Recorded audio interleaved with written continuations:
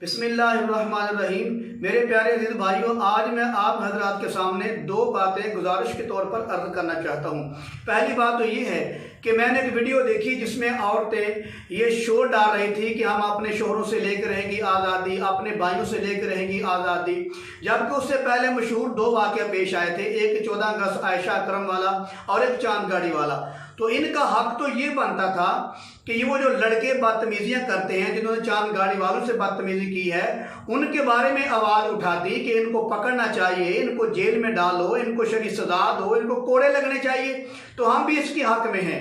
الٹا یہ کہنا شروع کر دیا کہ ہم اپنے شوہروں سے لے کر رہیں گی آزادی، اپنے بھائیوں سے لے کر رہیں گی آزادی۔ یہ کیسی الٹی گنگا ہے، یہ کیسا الٹا دماغ ہے ان لوگوں کا کہ یہ مطلب تو یہ ہوا کہ ڈگا کھوتے تھے گسا کمیار تھے۔ بھائی بدتمیزی تو باہر والے لڑکوں نے کی، جو غلط گناہ کیا ان لوگوں نے کیا، تمہارے شوہروں کا قصور کیا ہے، تمہارے بھائیوں کا قصور کیا ہے۔ اور یہ جملہ بولنا کہ ہم اپنے شوہروں سے لے کر رہیں گی آزادی، بھائیوں سے لے کر رہیں گی آزادی، چلو ٹھیک ہے آپ کی بات مان لیتے ہیں، لیکن میں آپ کو قرآن کی آیت سناتا ہوں۔ قرآن کہتا ہے وَأَنذِرْ عَشِيرَتَكَ الْأَقْرَبِينَ کہ سب سے پہلے عملی طور پر اپنے گھر سے کام شروع کرنا چاہیے۔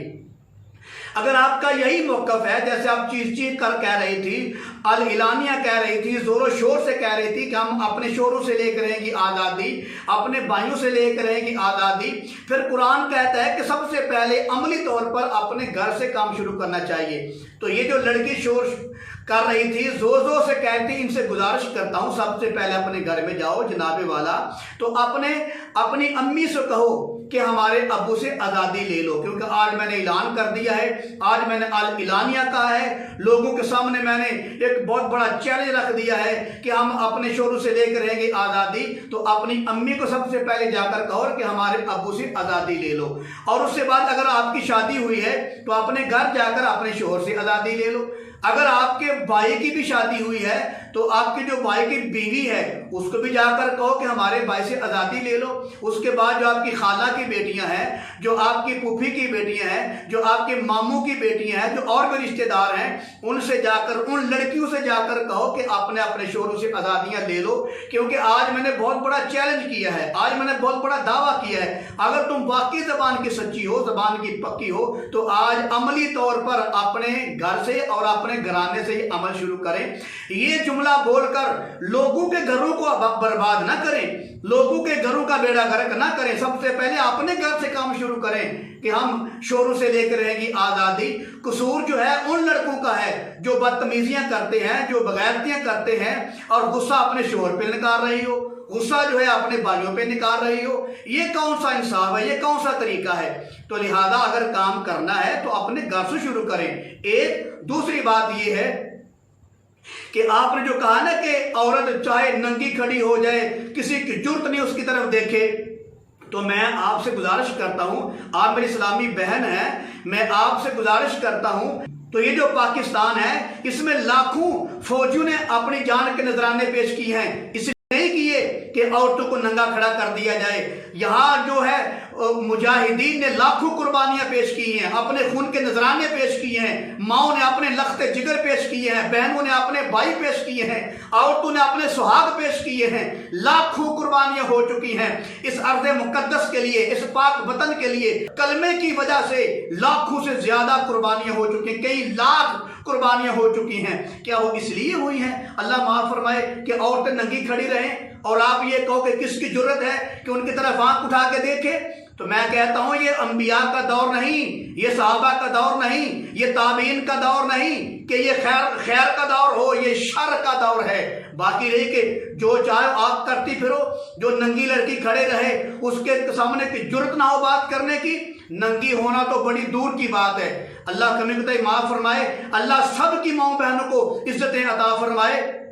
ننگا ہونا تو بڑی دور کی بات ہے۔ میرے اور آپ کے آقا کا فرمان ہے، امام الانبیاء کا فرمان ہے، رحمت کائنات کا فرمان ہے، حسن کائنات کا فرمان ہے، فرمایا کہ وہ عورت جو اپنے خاوند کی مرضی کے ساتھ باہر نکلتی ہے بال کھلار کے، میک اپ کر کے، خوشبو لگا کے، اپنے خامد کی مرضی کے ساتھ باہر نکلتی ہے۔ فرمایا جتنے قدم وہ باہر چلتی ہے، جتنے قدم چل کر وہ باہر اپنے گھر میں دوبارہ واپس آتی ہے، اتنے قدم کے بدلے میں اس کے خامد کے لیے جہنم میں گھر بنائے جاتے ہیں۔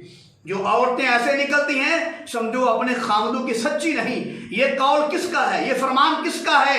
یہ اس پیغمبر کا فرمان ہے، اس میرے محبوب کا فرمان ہے جس نے کبھی زندگی میں مذاق کے اندر بھی جھوٹ نہیں بولا تھا، جس نے پوری زندگی میں کبھی جھوٹ کا اشارہ بھی نہیں کیا تھا۔ میرا ایمان ہے، بلکہ تمام کلمہ کو مسلمان بھائیوں کا ایمان ہے کہ زمین و آسمان کا تختہ آپس میں بج کر ٹکڑے ٹکڑے ہو سکتا ہے، میرے کملی والے کا فرمان غلط نہیں ہو سکتا۔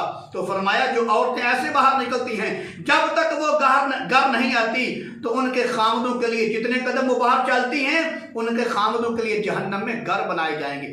تم تو اپنے خامدوں کی سکی نہیں، تم جو ہے معاشرے کی سکی کیسی ہو سکتی ہو؟ جو آپ کو کمائی کر کے لا کے دیتا ہے، جو آپ کے لیے محنت کرتا ہے، مزدوری کرتا ہے، لوگوں کی جھڑکیں برداشت کرتا ہے، لوگوں کی ٹوکری اٹھاتا ہے، اینٹیں اٹھاتا ہے، لوگوں کے سامنے محنت مزدوری کرتا ہے، لوگوں کی دکانوں پہ جھاڑو پھیرتا ہے، تیسری منزل پہ جا کر وہ محنت مزدوریاں کرتا ہے، کوئی باہر جاتا ہے، کوئی باہر ممالک کی پریشانیاں جو ہے وہ برداشت کرتا ہے، کوئی پردیس برداشت کرتا ہے، تو آپ جو ہے اگر آپ ایسا کرو گی تو تمہاری وجہ سے تمہارے خامد جہنم میں ان کے لیے گھر بنائے جائیں گے۔ تو جو عورت اپنے خامد کی سکی نہ ہو وہ اسلام کی سکی کیسے ہو سکتی ہے؟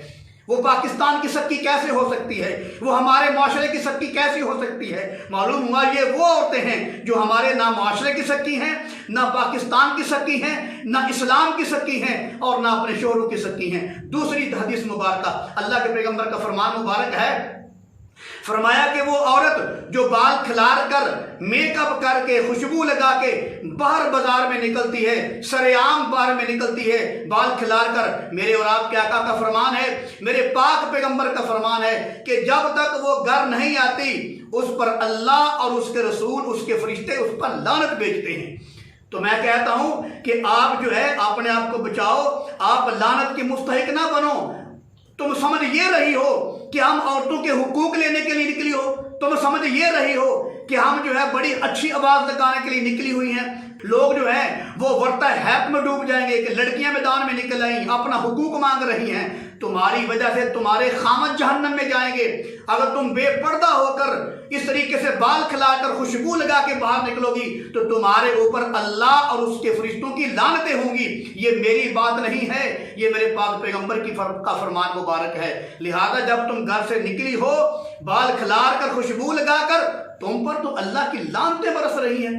تم کس منہ سے کہتی ہو کہ ہم مسلمان ہیں، کلمے کی بنیاد پر اسلام بنایا گیا ہے، کلمے کی بنیاد پر پاکستان بنایا گیا ہے، ان کو شرعی سزا ملنی چاہیے۔ شریعت کے مطابق تم گھر سے نہیں نکلتی، شریعت کے مطابق تمہارا دوپٹہ نہیں ہے، شریعت کے مطابق تمہارا چہرہ نہیں ہے، شریعت کے مطابق تم گھر سے، تمہارے بال نہیں شریعت کے مطابق، تو تم کس شریعت کی بات کرتی ہو کہ ہمیں شریعت کے مطابق انصاف دینا چاہیے؟ باقی رہی بات یہ کہ آپ کا انصاف لینا، انشاءاللہ العزیز ہم آپ کے ساتھ ہیں اس معاملے میں، اس درد کے ساتھ اور اس دکھ کے ساتھ ہم آپ کے ساتھ ہیں کہ وہ جو لڑکے بدتمیزیاں کرتے ہیں عورتوں کے ساتھ، اللہ معاف فرمائے، یہ بے حیائی والے معاملے کرتے ہیں، ان کو چوکوں پر لٹکانا چاہیے، ان کو کوڑے مارنے چاہیے، ان کو جو ہے شرعی سزا ملنی چاہیے۔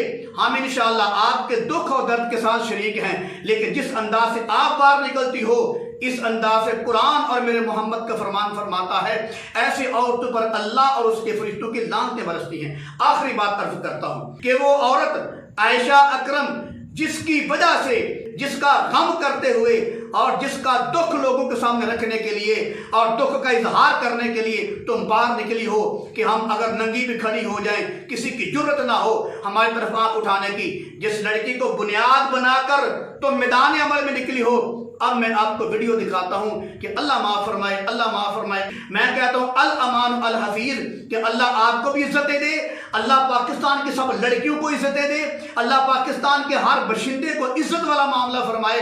अल्लाह पाकिस्तान में जितनी हमारी माएँ बहनें रहने वाली हैं, अल्लाह सबको शर्म व हया अता फरमाए, अल्लाह सबको सदा सलामत रखे, अल्लाह सबको दुश्मन के शर से महफूज रखे और हासिदीन की हसरत से महफूज रखे। ये मेरी दिली दुआ है। लेकिन वो लड़की जिसकी वजह से जिसको बुनियाद बनाकर तुम मैदान में निकली हो, अब मैं आपको उसकी वीडियो दिखाता हूँ। वो किस अंदाज से, अल्लाह माफ़ फरमाए, अल्लाह माफ़ फरमाए, अपने जिस्म की नुमाइश करती है।